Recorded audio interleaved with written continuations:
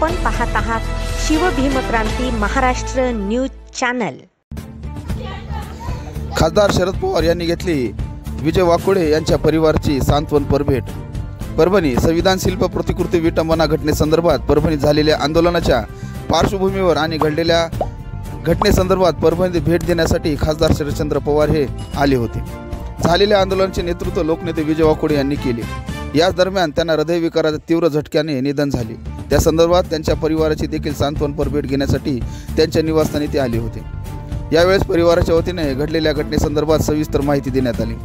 आंदोलनादरम्यान पोलिसांनी जाणीवपूर्वक त्यांच्यावर गुन्हा दाखल केला होता। हे आंदोलन हाताळत असताना त्यांनी प्रशासनाला सहकार्य करत शांतता प्रस्थापित होण्यासाठी प्रयत्न केला।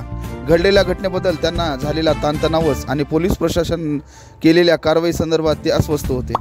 त्यामुळेच त्यांना हृदयविकाराच्या तीव्र झटक्याने निधन झाले असेही त्यांना सांगण्यात आले। परिवाराचे कर्ते पुरुष तेच होते, त्यामुळे शासनाच्या वतीने आर्थिक मदत व्हावी आणि एका सदस्याला नोकरी देण्यात यावी असेही परिवाराच्या वतीने सांगण्यात आले। खासदार शरद पवार यांनी सर्व बाबी ऐकून सर्वतोपरी मदत केली जाईल। आम्ही आपल्या परिवारासोबत आहोत असे ते म्हणाले। यानंतर लोकनेते विजय वाकोडे यांच्या प्रतिमेला त्यांनी पुष्पहार अर्पण करून अभिवादन केले।